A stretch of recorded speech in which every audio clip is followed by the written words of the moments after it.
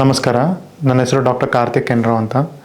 Shri Shankara cancer ಹಾಸ್ಪಿಟ್ಲಲ್ಲಿ head and neck surgical oncology consultant and head. ಇವತ್ತು thyroid ಮತ್ತು parathyroid ಬಗ್ಗೆ ಮಾತಾಡೋಣ. ಆಮೇಲಿಂದ ಥೈರಾಯ್ಡ್ ಗಂಟಿನ ಬಗ್ಗೆ ನಾವು ಮಾತಾಡೋಣ. ಸೊ ಕತ್ತಿನ ಮುಂದೆ ಈ ಜಾಗದಲ್ಲಿ ಇರುವಂಥ ಗ್ರಂಥಿ ಎಂಡೋಕ್ರೈನ್ ಗ್ಲ್ಯಾಂಡ್ ಅಂತ ಕರೀತಾರೆ. ಅದಕ್ಕೆ ಥೈರಾಯ್ಡ್ ಅಂತ ಹೇಳ್ತಾರೆ. ಈ ಥೈರಾಯ್ಡ್ ಹಿಂಭಾಗದಲ್ಲಿ 4 ಕಡಲೆಕಾಯಿ ಬೀಜದ ಸೈಜಿಂದು 4 ಗ್ಲ್ಯಾಂಡ್ ಇರುತ್ತೆ. ಅದಕ್ಕೆ ಪ್ಯಾರಾಥೈರಾಯ್ಡ್ ಗ್ಲ್ಯಾಂಡ್ ಅಂತ ಕರೀತಾರೆ. ಈ ಥೈರಾಯ್ಡ್ ಗ್ಲ್ಯಾಂಡ್ ಮತ್ತು 4 ಪ್ಯಾರಾಥೈರಾಯ್ಡ್ ಗ್ಲ್ಯಾಂಡ್ ಎಲ್ಲ ಮನುಷ್ಯರಲ್ಲೂ ಇರುತ್ತೆ. ಇದು ಜೀವ ಮುಂದೆ ಇದು ಮಾಡೋದಕ್ಕೋಸ್ಕರ ಜೀವನ ಡೇ ಟು ಡೇ ಜೀವನ ಸಾಗಿಸೋದಕ್ಕೆ ಇದು ಅತ್ಯಂತ ಇಂಪಾರ್ಟೆಂಟ್ ಇರುತ್ತೆ. ಥೈರಾಯ್ಡ್ ಗ್ಲ್ಯಾಂಡ್ ಅನ್ನೋದು ಥೈರಾಕ್ಸಿನ್ ಹಾರ್ಮೋನ್ ಅನ್ನೋದನ್ನು ಪ್ರೊಡ್ಯೂಸ್ ಮಾಡುತ್ತೆ. ಅದರಲ್ಲಿ T3 ಮತ್ತು T4 ಅನ್ನೋದನ್ನು ಉತ್ಪತ್ತಿ ಮಾಡುತ್ತೆ. ಈ T3 ಮತ್ತು T4 ಅನ್ನೋದು ನಮ್ಮ ದೇಹದ ಮೆಟಬಾಲಿಸಮ್ ಅಂತ ಏನು ಹೇಳ್ತಾರೆ ಅದನ್ನು ಮೇಂಟೈನ್ ಮಾಡೋದಕ್ಕೆ ಅತ್ಯಂತ ಇಂಪಾರ್ಟೆಂಟ್ ಇರುತ್ತೆ. ಈ ಪ್ಯಾರಾಥೈರಾಯ್ಡ್ ಗ್ಲ್ಯಾಂಡ್, ಈ ಗ್ಲ್ಯಾಂಡ್ಸು ಪ್ಯಾರಾಥಾರ್ಮೋನ್ ಅನ್ನೋದನ್ನು ಸೆಕ್ರೀಟ್ ಮಾಡುತ್ತೆ. ಈ ಪ್ಯಾರಾಥಾರ್ಮೋನ್ ಅನ್ನೋದು ನಮ್ಮ ಮೂಳೆ ಮತ್ತು ಕ್ಯಾಲ್ಶಿಯಂ ಮೇಂಟೈನ್ ಮಾಡೋದಕ್ಕೋಸ್ಕರ ಅದು ತುಂಬ ಹೆಲ್ಪ್ ಮಾಡುತ್ತೆ. ಪ್ಯಾರಾಥಾರ್ಮೋನ್, ವಿಟಮಿನ್ ಡಿ ತುಂಬ ಇಂಪಾರ್ಟೆಂಟ್ ನಮ್ಮ ದೇಹದ ಕ್ಯಾಲ್ಶಿಯಂನ ಮೇಂಟೈನ್ ಮಾಡೋದಕ್ಕೋಸ್ಕರ. ಫಸ್ಟು ಥೈರಾಯ್ಡ್ ಗ್ಲ್ಯಾಂಡ್ ಬಗ್ಗೆ ಮಾತಾಡೋಣ. ಈ ಥೈರಾಯ್ಡ್ ಗ್ಲ್ಯಾಂಡ್ ಅನ್ನೋದು ಯೂಶಲಿ ಎಲ್ಲರಿಗೂ ಇದ್ದೇ ಇರುತ್ತೆ. ಆಮೇಲಿಂದ ಸ್ವಲ್ಪ ಮಟ್ಟಿಗೆ ತುಂಬ ಲೀನ್ ಆಗಿರುವಂಥದ್ದು, ತುಂಬ ಸಣ್ಣಕ್ಕಿರುವಂಥವ್ರು ಕತ್ತನ್ನು ಹಿಂದೆ ಬಗ್ಸಿದ್ರೆ ನುಂಗಿದ್ರೆ ಇಲ್ಲಿ ನಿಮಗೆ ಒಂಥರ ಮೂಮೆಂಟ್ ಕಾಣುತ್ತೆ. ಅದು ಎಲ್ಲರಿಗೂ ಇರುತ್ತೆ, ನಾರ್ಮಲ್ ಆಗಿ ಎಲ್ಲರಿಗೂ ಇರುತ್ತೆ. ಈ ಥರ ಸಣ್ಣಕ್ಕಿರೋರಿಗೆ ಪ್ರೊನೌನ್ಸ್ಡ್ ಆಗಿ ತುಂಬ ಪ್ರಾಮುಖ್ಯತೆಯಿಂದ ಮುಂದೆ ಕಾಣುತ್ತೆ. ಸೊ ಇದಕ್ಕೇನು ಹೆದರೋ ಅಂಥದ್ದು ಏನೂ ಇರಲ್ಲ. ಯೂಶಲಿ ಥೈರಾಯ್ಡ್ ಗ್ಲ್ಯಾಂಡ್ ಅನ್ನೋದು ನಾರ್ಮಲಾಗೆ ದೊಡ್ಡದಾಗೋ ಸಾಧ್ಯತೆಗಳಿರುತ್ತೆ. ಯಾವಾಗ ಚಿಕ್ಕ ಹುಡುಗರಿಂದ ದೊಡ್ಡವರಾಗಬೇಕಾದ್ರೆ ಆ ಫೇಸ್ ಏನೋ ಟೈಮಲ್ಲಿ, ಆಮೇಲಿಂದ ಲೇಡೀಸಲ್ಲಿ ನಾರ್ಮಲ್ ಪ್ರೆಗ್ನೆಂಟ್ ಆಗೋ ಟೈಮಲ್ಲಿ, ಇದರಲ್ಲಿ ಎಲ್ಲ ಥೈರಾಯ್ಡ್ ಗ್ಲ್ಯಾಂಡಿನ ಸೈಜು ದೊಡ್ಡದಾಗೋ ಸಾಧ್ಯತೆಗಳಿರುತ್ತೆ. So this is called as, ಇದಕ್ಕೆ physiological thyroid enlargement or physiological goiter ಅಂತ ಕರೀತಾರೆ. ಯಾವುದೇ ಥೈರಾಯ್ಡ್ ದೊಡ್ಡದಾಗಿದ್ದರೆ ಅದಕ್ಕೆ ಗಾಯ್ಟರ್ ಅಂತ ಕರೀತಾರೆ. ಸೊ ಇವಾಗ ನಾವು ಯಾವಾಗ ಡಾಕ್ಟ್ರ್ ಹತ್ರ ಹೋಗಬೇಕು? ಸೊ ಇದು ಪೂರ್ತಿ ಯೂನಿಫಾರ್ಮ್ ಆಗಿ, ಅಂದರೆ ಪೂರ್ತಿ ಒಂದೇ ಸಮ ದೊಡ್ಡದಾಗಿದ್ದಾಗ ನಾವು ಯಾವಾಗಲೂ ಹೋಗೋ ನೆಸಸರಿ ಇರಲ್ಲ. ಸೊ ಅವಾಗ ನೀವು ಫಸ್ಟ್ ಹೋಗಬೇಕಾಗಿರೋದು ಯಾವ್ದಾದ್ರು ಎಂಡೋಕ್ರೈನ್ ಡಾಕ್ಟರ್ ಹತ್ರ, ಇಲ್ಲ ಅಂತ ಹೇಳಿದ್ರೆ ಹೆಡ್ ಆ್ಯಂಡ್ ನೆಕ್ ಸರ್ಜನ್ ಹತ್ರ ಹೋದಾಗ ಅವ್ರು ನಿಮ್ಮದನ್ನು ಕತ್ತಿಂದನ್ನು ಪರೀಕ್ಷೆ ಮಾಡಿ ನೋಡ್ತಾರೆ. ಮುಟ್ಬಿಟ್ಟು ಏನಾದ್ರು ಗಂಟಿದೆಯಾ, ಥೈರಾಯ್ಡು ಪೂರ್ತಿ ಯೂನಿಫಾರ್ಮ್ ಆಗಿ ದೊಡ್ಡದಾಗಿತ್ತು ಅಂದರೆ ಯೂಶಲಿ ಸೋನೋಗ್ರಫಿ ಅಂತ ಮಾಡ್ತಾರೆ.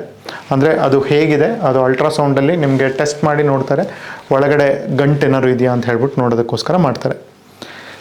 ಆಗ ಯೂನಿಫಾರ್ಮ್ ಆಗಿ ಎನ್ಲಾರ್ಜ್ ಆಗಿದ್ದು, ಬೇರೆ ಏನು ಅದರದ್ದು ಪ್ರಾಬ್ಲಮ್ಸ್ ಇಲ್ಲ ಅಂತ ಹೇಳಿದ್ರೆ ಸೂಜಿ ಪರೀಕ್ಷೆ ಏನು ನೆಸಸರಿ ಬರಲ್ಲ. ಯಾವಾಗ ನಾವು ಅದ್ರ ಬಗ್ಗೆ ಯೋಚನೆ ಮಾಡಬೇಕು ಅಂದರೆ, ಯಾವುದಾದ್ರು ಒಂದು ಕಡೆ ಗಂಟು ಬಂದು ಆ ಗಂಟು ದೊಡ್ಡದಾಗ್ತಿದ್ರೆ ಅದ್ರ ಜೊತೆಗೆ ನಿಮ್ಗೇನಾದ್ರು ಸಿಮ್ಟಮ್ಸ್, ಈಗ ಥೈರಾಯ್ಡ್ ಸಿಮ್ಟಮ್ಸ್ ಅಂದರೆ ಒಂದೇ ಸಮ ಕೂದಲು ಉದುರೋಂಗಾಗೋದು, ಸಡನ್ನಾಗಿ ವೆಯ್ಟ್ ಲಾಸ್ ಆಗೋಂಗಾಗೋದು, ಯಾವಾಗಲೂ ಶೆಕೆ ಅಂತಂಗೆ ಅನ್ಸೋದು, ಆಮೇಲಿಂದ ಏನೇ ತಿಂದರೂ ಇನ್ನೂ ಹಸಿವಿರೋಂಥದ್ದಾಗೋದು, ಸ್ವಲ್ಪ ನೆವೆ ಬಂದಂಗೆ ಆಗೋದು, ಈ ಥರ ಎಲ್ಲ ಇದ್ದಾಗ ಥೈರಾಯ್ಡ್ ಉತ್ಪತ್ತಿ ಜಾಸ್ತಿ ಆಗಿದೆ ಅಂತ ಹೇಳ್ಬೋದು. ಥೈರಾಯ್ಡ್ ಉತ್ಪತ್ತಿ ಕಮ್ಮಿ ಆಯಿತು ಅಂತ ಹೇಳಿದ್ರೆ ವೆಯ್ಟ್ ಗೇನ್ ಆಗೋವಂಥದ್ದಾಗೋದು, ಮೈಯೆಲ್ಲ ನೆವೆ ಅಂತ ಆಗೋದು, ಕೈಯೆಲ್ಲದೂ ಫ್ಲೇಕಿ ಸ್ಕಿನ್ ಅಂತ ಕರೀತಾರೆ, ಒಂಥರ ಬಳಪ ಇದ್ರ ಥರ ಆದಂಗೆ ಆಗೋದು, ಆಮೇಲಿಂದ ಕಾಲು ಪಕ್ಕದಲ್ಲಿ ದಪ್ಪ ಆದಂಗೆ ಆಗೋದು, ಕೂದಲು ಉದುರೋದು, ಆಮೇಲಿಂದ ಸ್ವಲ್ಪ ಚಳಿ ಅನಿಸೋದು, ಇದೆಲ್ಲ ಆಯಿತು ಅಂದರೆ ಥೈರಾಯ್ಡ್ ಉತ್ಪತ್ತಿ ಕಮ್ಮಿ ಇದೆ ಅಂತ. ಸೊ ಈ ಥರ ಇದ್ದು ಕತ್ತಲ್ಲಿ ಗಂಟಿದ್ದಾಗ ಸೊ ಡಾಕ್ಟರ್ ಹತ್ರ ತೋರಿಸಿದ್ರೆ ಅವರು ಫಸ್ಟ್ ನಿಮಗೆ ಥೈರಾಯ್ಡ್ ಪರೀಕ್ಷೆ ಮಾಡಿಸ್ತಾರೆ, ಕೆಲವುದು ಬ್ಲಡ್ ಟೆಸ್ಟ್ಗಳು ಮಾಡಿಸ್ತಾರೆ, ಅದರ ಜೊತೆಗೆ ಕತ್ತಿಂದು ಅಲ್ಟ್ರಾಸೌಂಡ್ ಮಾಡಿಸ್ತಾರೆ. ಆ ಅಲ್ಟ್ರಾಸೌಂಡಲ್ಲಿ ನಮಗೆ ಥೈರಾಯ್ಡ್ ಹೇಗಿದೆ ಅನ್ನೋದು ಗೊತ್ತಾಗುತ್ತೆ. ಆ ಬ್ಲಡ್ ಟೆಸ್ಟಲ್ಲಿ ಥೈರಾಕ್ಸಿನ್ TSH ಅಂತ ಮಾಡಿಸ್ತಾರೆ, ಥೈರೋಟ್ರೋಪಿನ್ ಅಂತ ಕರೀತಾರೆ. ಸೊ ಅದರ ಬೇಸಿಸ್ ಮೇಲೆ ಎಷ್ಟಿದೆ ಅಂತ ಹೇಳ್ಬಿಟ್ಟು ನೋಡ್ತಾರೆ. ಈಗ ಥೈರಾಯ್ಡ್ ಗಂಟಲ್ಲಿ 1 ಸೆಂಟಿಮೀಟ್ರಿಗೆ ಏನಾದರೂ ದೊಡ್ಡದಿತ್ತು ಅಂದರೆ ಆವಾಗ ನಾವು ಸೂಜಿ ಪರೀಕ್ಷೆ ಮಾಡಬೇಕಾಗತ್ತೆ. ಸೊ ಸೋನೋಗ್ರಫಿನಲ್ಲೇ ನಮಗೆ ಸುಮಾರು ಇನ್ಫಾರ್ಮೇಷನ್ ಗೊತ್ತಾಗುತ್ತೆ. ಗಂಟು ಎಷ್ಟು ದೊಡ್ಡದಿದೆ, ಎಷ್ಟು ಸೈಜ್ ಇದೆ, ಗಂಟು ಒತ್ತಕ್ಕಾಗುತ್ತಾ ಇಲ್ವಾ, ಯಾವ ಸೈಡಲ್ಲಿ ದೊಡ್ಡದಿದೆ, ಗಂಟು ಸುತ್ತ ಏನಾದ್ರು ರಕ್ತದ ಅಂಶ ಜಾಸ್ತಿ ಇದೆಯಾ ಇಲ್ವಾ, ಗಂಟು ಒಳಗಡೆ ಏನಾದ್ರು ಬೆಳ್ಕೊಂಡಿದೆಯಾ ಏನು. ಸೊ ಅದೆಲ್ಲ ಸುಮಾರು ಇನ್ಫಾರ್ಮೇಷನ್ ಸಿಗುತ್ತೆ. ಸುಮಾರು ಒಂದು 10 ಪ್ಯಾರಾಮೀಟರ್ಸ್ ಅಂತ ಕರೀತಾರೆ. ಸೊ ಅದರಲ್ಲಿ ನಮ್ಗೆ ಗೊತ್ತಾಗುತ್ತೆ. ಸೊ ಅದ್ರ ಬೇಸಿಸ್ ಮೇಲೆ ನಾವು ರಿಸ್ಕ್ ಸ್ಟ್ರಾಟಿಫೈ ಮಾಡ್ಬೋದು, ಎಷ್ಟರ ಮಟ್ಟಿಗೆ ರಿಸ್ಕ್ ಇದೆ ಅಂತ. ಅದನ್ನು ಡಿಟರ್ಮೈನ್ ಮಾಡಿಬಿಟ್ಟು 1 ಸೆಂಟಿಮೀಟ್ರಿಗಿನ್ನ ದೊಡ್ಡ ನಾಡ್ಯೂಲ್ ಇತ್ತು ಅಂತ ಹೇಳಿದ್ರೆ, ಗಂಟಿದ್ರೆ, ಅವಾಗ ಮಾತ್ರ ನಾವು ಸೂಜಿ ಪರೀಕ್ಷೆ ಮಾಡಬೇಕಾಗುತ್ತೆ. ಆ ಸೂಜಿ ಪರೀಕ್ಷೆ ಅಂತ ಹೇಳಿದ್ರೆ ನಾವು ಚಿಕ್ಕದಾಗಿ ಇಲ್ಲಿ ಇಂಜೆಕ್ಷನ್ ಕೊಟ್ಬಿಟ್ಟು ಸೂಜಿನ ಮಲ್ಟಿಪಲ್ ಟೈಮ್ಸ್ ಒಳಗಡೆ ಪುಷ್ ಮಾಡ್ತೀವಿ. ಇದ್ರ ಮಾಡೋ ಉದ್ದೇಶ ಏನಂತ ಹೇಳಿದ್ರೆ, ಒಳಗಡೆ ಇರೋ ಥೈರಾಯ್ಡ್ ಗಂಟಲ್ಲಿರೋ ಆ ಅಂಶನ ಆ ಸೂಜಿ ಒಳಗಡೆ ಬಂದು ಅದನ್ನು ನಾವು ಮೈಕ್ರೋಸ್ಕೋಪ್ ಒಳಗಡೆ ಇಟ್ಬಿಟ್ಟು ನೋಡ್ತೀವಿ. ಅದರಲ್ಲಿ ಕ್ಯಾನ್ಸರ್ ಕಣಗಳೇನಾದ್ರು ಇದೆಯೋ ಇಲ್ವೋ ಅಂತ ಹೇಳ್ಬಿಟ್ಟು ನೋಡೋದಕ್ಕೋಸ್ಕರ ಚೆಕ್ ಮಾಡ್ತೀವಿ. ಸೊ ಇದರಲ್ಲೂ ಕೂಡ 6 ವಿಧವಾಗಿರುತ್ತೆ. ಡಿವೈಡ್ ಮಾಡಿಬಿಟ್ಟು ಹೇಳ್ತಾರೆ. ಬೆಥೆಸ್ಡಾ ಅಂತ ಕರೀತಾರೆ. 1 ರಿಂದ 6ವರೆಗೂ ಇರುತ್ತೆ. 1 ಅಂತ ಹೇಳಿದ್ರೆ ಏನೂ ಇದಿಲ್ಲ, ಇನ್ಕನ್ಕ್ಲೂಸಿವ್ ಅಂತ ಹೇಳ್ತಾರೆ. ಬೆಥೆಸ್ಡಾ 6 ಅಂತ ಹೇಳಿದ್ರೆ ಕ್ಯಾನ್ಸರ್ ಇದೆ ಅಂತ ಹೇಳ್ಬಿಟ್ಟು ಗೊತ್ತಾಗುತ್ತೆ. ನಮ್ಗೆ ಅದರಲ್ಲಿ ವೇರಿಯಸ್ ಗ್ರೇಡ್ಸ್ ಇದ್ರ ಪ್ರಕಾರ ನಮ್ಗೆ ಅದರಲ್ಲಿ ಗೊತ್ತಾಗುತ್ತೆ. ಅದರಲ್ಲಿ ಥೈರಾಯ್ಡಲ್ಲಿ ಕ್ಯಾನ್ಸರ್ ಅಂತ ಹೇಳಿದ್ರೆ ಸುಮಾರು ಒಂದು 10 ರಿಂದ 15 ವಿಧಗಳ ಥರ ಇದೆ ಥೈರಾಯ್ಡಲ್ಲಿ cancer. Thyroid cancer usually 95% cancers ಆದರೂ ಕೂಡ ತುಂಬ ಚೆನ್ನಾಗಿದೆ ಟ್ರೀಟ್ಮೆಂಟ್. ಥೈರಾಯ್ಡ್ ಕ್ಯಾನ್ಸರ್ಸಿಂದ ಸಾವು ತುಂಬ ಅಂದರೆ ತುಂಬ ಕಮ್ಮಿ ಜನಕ್ಕಾಗುತ್ತೆ ಈ 95% ಪೇಷಂಟಲ್ಲಿ. ಇನ್ನು 2 ಥರ ಕ್ಯಾನ್ಸರ್, 2-3 ಥರ ಕ್ಯಾನ್ಸರ್ಸ್ ಇದೆ. ಅದರಲ್ಲಿ ಥೈರಾಯ್ಡ್ ಕ್ಯಾನ್ಸರ್ಸ್ ಒಂಥರ ಅಂತೂ ಅನಪ್ಲಾಸ್ಟಿಕ್ ಅಂತ ಕರೀತಾರೆ. ಅನಪ್ಲಾಸ್ಟಿಕ್ ಥೈರಾಯ್ಡ್ ಕ್ಯಾನ್ಸರ್ ಅದು ದೇಹದಲ್ಲೇ one of the fastest growing cancer ಅಂತ ಕರೀತಾರೆ. ಗೊತ್ತಾಗಿ ಇದಾಗೋದಕ್ಕೂ ಅಂದರೆ ದೇಹ ಇದಾಗುವಂಥದ್ದಕ್ಕೂ ತುಂಬ ಕಮ್ಮಿ ಟೈಮಲ್ಲಿ ಇರುತ್ತೆ. ಇನ್ನು ಉಳಿದಿದ್ದ ಥರದ ಕ್ಯಾನ್ಸರ್ 95% ಕ್ಯಾನ್ಸರ್ ಏನಿರುತ್ತೋ ಅದಕ್ಕೆ ಪ್ಯಾಪಿಲರಿ ಥೈರಾಯ್ಡ್ ಕ್ಯಾನ್ಸರ್ ಅಂತ ಕರೀತಾರೆ. ಅದಕ್ಕೆ ಟ್ರೀಟ್ಮೆಂಟ್ ತುಂಬ ಅಂದರೆ ತುಂಬ ಚೆನ್ನಾಗಿದೆ. ಸೊ ಆ ಥರ ಕ್ಯಾನ್ಸರ್ ಏನಾದ್ರು ಇತ್ತು ಅಂತ ಹೇಳಿದ್ರೆ ನಾವು ಎಷ್ಟು ದೊಡ್ಡ ಕ್ಯಾನ್ಸರ್ ಇದೆ ಅಂತ ಹೇಳ್ಬಿಟ್ಟು ನಾವು ನೋಡಿಕೊಂಡು ಥೈರಾಯ್ಡ್ ಎಷ್ಟು ತೆಗಿಬೇಕು ಅನ್ನೋದನ್ನು ಡಿಸೈಡ್ ಮಾಡ್ತೀವಿ. ಥೈರಾಯ್ಡ್ ಅಂದರೆ ಥೈರಾಯ್ಡ್ ತೆಗೆಯೋದಕ್ಕೆ 2 ವಿಧ ಇದೆ. ಒಂದು ಅರ್ಧ ಥೈರಾಯ್ಡ್ ಅಂಶ, ಹೆಮಿ ಥೈರಾಯ್ಡೆಕ್ಟಮಿ ಅಂತ ಕರೀತಾರೆ. ಇನ್ನೊಂದು ಪೂರ್ತಿ ಥೈರಾಯ್ಡ್ ಅಂಶ. ಸೊ ಅದಕ್ಕೆ ಟೋಟಲ್ ಥೈರಾಯ್ಡೆಕ್ಟಮಿ ಅಂತ ಕರೀತಾರೆ. ಸೊ ಇದು 2 ಥರ ಥೈರಾಯ್ಡೆಕ್ಟಮಿ ಮಾಡಬೇಕಾಗುತ್ತೆ. ಈ ಥೈರಾಯ್ಡೆಕ್ಟಮಿ ಮಾಡ್ಬೇಕಾದ್ರೆ ನಾವು 4 ಪ್ಯಾರಾಥೈರಾಯ್ಡ್ ಗ್ರಂಥಿಗಳನ್ನ ಉಳಿಸ್ತೀವಿ. ಸೊ ಆಪ್ರೇಷನ್ ಆದಮೇಲಿಂದ ಥೈರಾಯ್ಡ್ ಹಿಂದೆಗಡೆ ಒಂದು ನರ ಬರುತ್ತೆ. ಮಾತಾಡೋದಕ್ಕೆ ನಮ್ಮದು ಸ್ವರಿಯಂತ್ರ ಮೂವ್ಮೆಂಟ್ ಮಾಡೋದಕ್ಕೋಸ್ಕರ ಅದನ್ನು ನರ ಇರುತ್ತೆ. ರೆಕರೆಂಟ್ ಲೆರಿಂಜಲ್ ನರ್ವ್ ಅಂತ ಇರುತ್ತೆ. ಪ್ಯಾರಾಥೈರಾಯ್ಡ್ ಗ್ಲ್ಯಾಂಡ್ 4 ಮತ್ತು ರೆಕರೆಂಟ್ ಲೆರಿಂಜಲ್ ನರ್ವ್ 2. ಸೊ ಇದಿಷ್ಟು ನಾವು ಪ್ರಿಸರ್ವ್ ಮಾಡಬೇಕಾಗುತ್ತೆ. ಸೊ ನಿಮಗೆ ಸರ್ಜರಿ ಆದಮೇಲಿಂದ ಇದರದೇ ಮೇಜರ್ ರಿಸ್ಕ್ ಇರುತ್ತೆ. ಸೊ ಥೈರಾಯ್ಡ್ ಆದಮೇಲಿಂದ ಒಂದು ವಾಯ್ಸಲ್ಲಿ ಸ್ವಲ್ಪ ಚೇಂಜಸ್ ಆಗೋ ಸಾಧ್ಯತೆಗಳಿರುತ್ತೆ. ಯೂಶಲಿ ಥೈರಾಯ್ಡ್ ಸರ್ಜರಿನಲ್ಲಿ ನರ ಡ್ಯಾಮೇಜ್ ಆಗೋದು ತುಂಬ ಅಂದರೆ ತುಂಬ ಕಮ್ಮಿ ಪರ್ಸೆಂಟಲ್ಲಿ, 3 ರಿಂದ 5% ಅಂತ ಹೇಳ್ತೀವಿ. ಸೊ 3 ರಿಂದ 5%ಅಲ್ಲಿ ನರದೊಳಗೆ ಹೋಗಿತ್ತು ಅಂದರೆ ಮಾತ್ರ ನಾವು ನರ ತೆಗಿಬೇಕಾಗತ್ತೆ. ಇಲ್ಲ ಅಂತ ಹೇಳಿದ್ರು ನರ ಉಳಿಸಿ ಸರ್ಜರಿ ಮಾಡಿದ್ರೆ ಯೂಶಲಿ ಆ ಥರ ಏನು ಇಶ್ಯೂಸ್ ಇರಲ್ಲ. ಪ್ಯಾರಾಥೈರಾಯ್ಡ್ ಗ್ಲ್ಯಾಂಡ್ ಸೇವ್ ಅಕಸ್ಮಾತ್ ಮಾಡೋಕ್ಕಾಗಲಿಲ್ಲ ಅಂತ ಹೇಳಿದ್ರೆ ಪೇಷಂಟಿಗೆ ಕ್ಯಾಲ್ಶಿಯಂ ಕಮ್ಮಿ ಆಗೋ ಸಾಧ್ಯತೆಗಳಿರುತ್ತೆ. ಇದ್ರ ಜೊತೆಗೆ ನಾವು ನೆಕ್ ಡಿಸೆಕ್ಷನ್ ಅಂತ ಮಾಡ್ತೀವಿ. ಸೆಂಟ್ರಲ್ ಕಂಪಾರ್ಟ್ಮೆಂಟ್ ಥೈರಾಯ್ಡ್ ಹಿಂದೆಗಡೆ ಇರೋ ಗ್ರಂಥಿಗಳನ್ನ ತೆಗಿಬೇಕಾಗತ್ತೆ. ಲಿಂಫ್ ನೋಡ್ ಅಂತ ಕರೀತಾರೆ, ಅದನ್ನು ತೆಗಿಬೇಕಾಗತ್ತೆ. ಅದರ ಪಕ್ಕದಲ್ಲಿ ಲ್ಯಾಟ್ರಲ್ ಕಂಪಾರ್ಟ್ಮೆಂಟ್ ಅಂತ ಕರೀತಾರೆ. ಸೊ ಇಲ್ಲಿ ನಿಮ್ಮ ಮೀನ್ ಕಂಡ ಇದು ಮಸಲ್ ಇರೋದು ಸ್ಟರ್ನೋಕ್ಲಿಡೋಮ್ಯಾಸ್ಟಾಯ್ಡ್ ಅಂತ ಕರೀತಾರೆ. ಅದರ ಹಿಂಭಾಗದಲ್ಲಿ ಗಂಟುಗಳಿರುತ್ತೆ. ಸೊ ಅದನ್ನೆಲ್ಲದನ್ನು ತೆಗಿಬೇಕಾಗುತ್ತೆ. ಇದು ಯೂಶಲಿ ಥೈರಾಯ್ಡ್ ಸರ್ಜರಿ ಆಗುತ್ತೆ. ಥೈರಾಯ್ಡ್ ಸರ್ಜರಿ ಯೂಶಲಿ ಒಂದು ಚಿಕ್ಕ ಸ್ಕಾರ್ ಇರುತ್ತೆ ಇಲ್ಲಿ ಕತ್ತಲ್ಲಿ ಇದ್ರದ್ದು. ಸೊ ಅದು ನೆಕ್ಕಿಂದು ಕ್ರೀಸ್ ಅಂದರೆ ಕತ್ತನ್ನು ಬಗ್ಸಿ ನೋಡಿದಾಗ ಇಲ್ಲಿ ನಿಮ್ಮ ಮಾರ್ಕ್ ಇದ್ದಾಗ ಅದೇ ಮಾರ್ಕಲ್ಲೇ ತೊಗೊಂಡು ಆಪ್ರೇಷನ್ ಮಾಡ್ಬೋದು. ಸೊ ಸುಮಾರು ದಿನ ಆದಮೇಲಿಂದ ಮಾರ್ಕ್ ಕಾಣೋದು ಇಲ್ಲ, ಚೆನ್ನಾಗಿ ಬ್ಲೆಂಡ್ ಆಗುತ್ತೆ ಥೈರಾಯ್ಡ್ ಕ್ಯಾನ್ಸರಲ್ಲಿ. ಸೊ ಥೈರಾಯ್ಡ್ ಕ್ಯಾನ್ಸರ್ಗೆ ಟ್ರೀಟ್ಮೆಂಟ್ ತುಂಬ ಅಂದರೆ ತುಂಬ ಚೆನ್ನಾಗಿದೆ.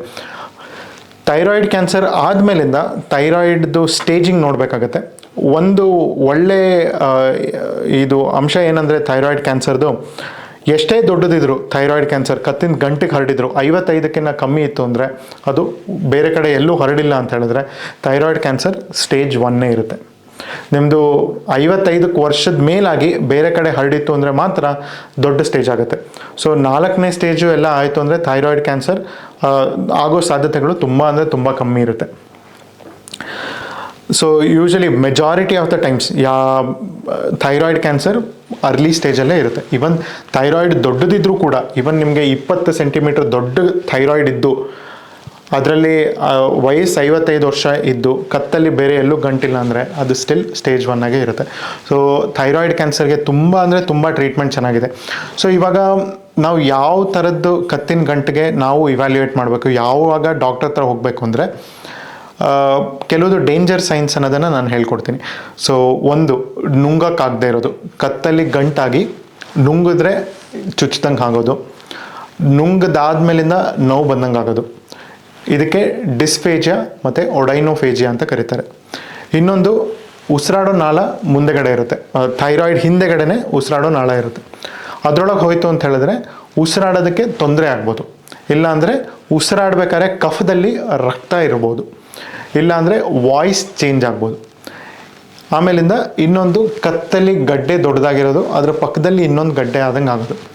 ಸೊ ಈ ಥರ ಇತ್ತು ಅಂತ ಹೇಳಿದ್ರೆ ಇದು ಡೇಂಜರ್ ಸೈನ್ಸ್ ಅಂತ ಕರೀತಾರೆ. ಈ ಥರ ಇದ್ದಾಗ ಇಮ್ಮಿಡಿಯೇಟಾಗಿ ಡಾಕ್ಟರ್ ಹತ್ರ ಹೋಗ್ಬಿಟ್ಟು ತೋರಿಸ್ಬೇಕಾಗತ್ತೆ. ಸೊ ಥೈರಾಯ್ಡ್ ಕ್ಯಾನ್ಸರ್ ಟ್ರೀಟ್ಮೆಂಟ್ ಕೊಟ್ಟಾದ್ಮೇಲಿಂದ ಯೂಶಲಿ ನಾವು ರೇಡಿಯೋ ಅಯೋಡಿನ್ ಟ್ರೀಟ್ಮೆಂಟ್ ಅಂತ ಕೊಡ್ತೀವಿ. ರಿಸ್ಕ್ ಸ್ಟ್ರಾಟಿಫಿಕೇಷನ್ ಅಂತ ಮಾಡ್ತೀವಿ. ಥೈರಾಯ್ಡ್ ಕ್ಯಾನ್ಸರ್ ಆದಮೇಲಿಂದ ಪೇಷಂಟ್ದು ಪ್ರೊಫೈಲ್ ನೋಡಿಕೊಂಡು ಥೈರಾಯ್ಡ್ ಎಷ್ಟು ಮಟ್ಟಿಗೆ ದೊಡ್ಡದಾಗಿದೆ, ನರದಲ್ಲಿ ಹರಡಿದೆಯಾ ಇಲ್ವಾ, ಆಮೇಲೆ ರಕ್ತನಾಳದೊಳಗೆ ಹೋಗಿದೆಯಾ ಇಲ್ವಾ, ಗಡ್ಡೆನಲ್ಲಿ ಎಷ್ಟಿದೆ, ಅಗ್ರೆಸಿವ್ನೆಸ್ ಎಷ್ಟಿದೆ, ಕೆಲವು ಮ್ಯೂಟೇಷನ್ಸ್ ಇದೆಯಾ ಇಲ್ವಾ ಅನ್ನೋದನ್ನೆಲ್ಲ ಟೆಸ್ಟ್ ಮಾಡಿ ನೋಡ್ತೀವಿ. ಅದನ್ನು ನೋಡಿಕೊಂಡು ನಾವು low, intermediate and high risk ಅಂತ ಹೇಳ್ಬಿಟ್ಟು ಡಿಸ್ಕ್ರೈಬ್ ಮಾಡ್ತೀವಿ. ಯೂಶಲಿ ಲೋ ಗ್ರೇಡ್ ಇತ್ತು ಅಂತ ಹೇಳಿದ್ರೆ ಸರ್ಜರಿನಲ್ಲೇ ಟ್ರೀಟ್ಮೆಂಟ್ ಮುಕ್ತಾಯ ಆಗುತ್ತೆ. ಇಂಟರ್ಮೀಡಿಯೇಟ್ ಮತ್ತು ಹೈ ರಿಸ್ಕ್ ಅಂತ ಇತ್ತು ಅಂದಾಗ ನಾವು ರೇಡಿಯೋ ಅಯೋಡಿನ್ ಥೆರಪಿ ಕೊಡಬೇಕಾಗತ್ತೆ. ಸೊ ಈ ರೇಡಿಯೋ ಅಯೋಡಿನ್ ಥೆರಪಿ ಅಂದರೆ, ರೇಡಿಯೋ ಅಯೋಡಿನ್ ಅನ್ನೋದು ಒಂದು ನ್ಯೂಕ್ಲಿಯೋಟೈಡ್, ಅದರಿಂದ ಕೆಲವುದು ರೇಡಿಯೇಷನ್ ಇದು ಬರುತ್ತೆ. So iodine 131, 122, 123, 125. ಸೊ ಇದರಲ್ಲಿ ಬೇರೆ ಬೇರೆ ಟೈಪ್ಸ್ ಬರುತ್ತೆ, ಅದರ ಡೀಟೇಲ್ಸ್ ಹೋಗೋಕ್ಕೆ ನನಗೆ ಇದಿಲ್ಲ. ಸೊ ಆ ರೇಡಿಯೋ ಅಯೋಡಿನ್ ಅನ್ನೋ ಮಾತ್ರೆ ಕೊಟ್ಟಾಗ ಅದು ಥೈರಾಯ್ಡ್ ಯಾವುದು ಉಳಿದಿರುತ್ತೋ ಅದರಲ್ಲಿ ಅಕ್ಯುಮುಲೇಟ್ ಆಗಿಬಿಟ್ಟು ಅಲ್ಲಿಂದ ರೇಡಿಯೇಷನ್ ಕಿರಣಗಳು ಬರುತ್ತೆ. ಸೊ ಅದು ಉಳಿದಿರೋ ಥೈರಾಯ್ಡ್ ಗ್ಲ್ಯಾಂಡ್ ಮತ್ತು ಕ್ಯಾನ್ಸರ್ ಯಾವುದು ಕಣ್ಣಿಗೆ ಕಾಣದೇ ಇರೋದಿರುತ್ತೋ ಅದನ್ನು ಬರ್ನ್ ಮಾಡೋದಕ್ಕೆ ಹೆಲ್ಪ್ ಮಾಡುತ್ತೆ. ಸೊ ಆ ರೇಡಿಯೋ ಅಯೋಡಿನ್ ಟ್ರೀಟ್ಮೆಂಟ್ ಆದಮೇಲಿಂದ 6 ತಿಂಗಳಿಗೆ ನಾವು ಥೈರೋಗ್ಲೋಬುಲಿನ್ ಮತ್ತು TSH ಅನ್ನೋದು ಬ್ಲಡ್ ಟೆಸ್ಟ್ ಮಾಡ್ತೀವಿ. ಅದಾದಮೇಲಿಂದ ನಾವು ರೇಡಿಯೋ ಅಯೋಡಿನ್ ಆದಮೇಲಿಂದ ನಾವು ಥೈರಾಯ್ಡ್ ರೀಪ್ಲೇಸ್ಮೆಂಟ್ ಅಂತ ಸ್ಟಾರ್ಟ್ ಮಾಡ್ತೀವಿ. ಅಂದರೆ ಥೈರಾಯ್ಡ್ ತೆಗೆದಾದ್ಮೇಲಿಂದ ಥೈರಾಯ್ಡ್ ಏನು ಉತ್ಪತ್ತಿ ಮಾಡ್ತಾ ಇತ್ತೋ ನಾನು ಹೇಳಿದ್ನಲ್ಲ, T3 ಅನ್ನೋ T4 ಅನ್ನೋದು, ಸೊ ಅದನ್ನು ಥೈರಾಕ್ಸಿನ್ ಅಂತ ಒಂದು ಮಾತ್ರೆ ಬರುತ್ತೆ, ಅದನ್ನು ನಾವು ಎಕ್ಸೋಜಿನಸ್ಲಿ ಅಂದರೆ ಬಾಯಿ ಮೂಲಕ ನಾವು ಕೊಡ್ತೀವಿ. ಸೊ ಬೆಳಗ್ಗೆ ಹೊತ್ತು ಖಾಲಿ ಹೊಟ್ಟೆನಲ್ಲಿ ಒಂದು ಮಾತ್ರೆ ಲೈಫ್ ಲಾಂಗ್ ಅದನ್ನು ತೊಗೋಬೇಕಾಗುತ್ತೆ. ಯೂಶಲಿ 6 ತಿಂಗಳಿಗೆ ನಾವು ಥೈರೋಗ್ಲೋಬುಲಿನ್ ಮತ್ತು TSH ಟೆಸ್ಟ್ ಮಾಡಿ ನೋಡ್ತೀವಿ.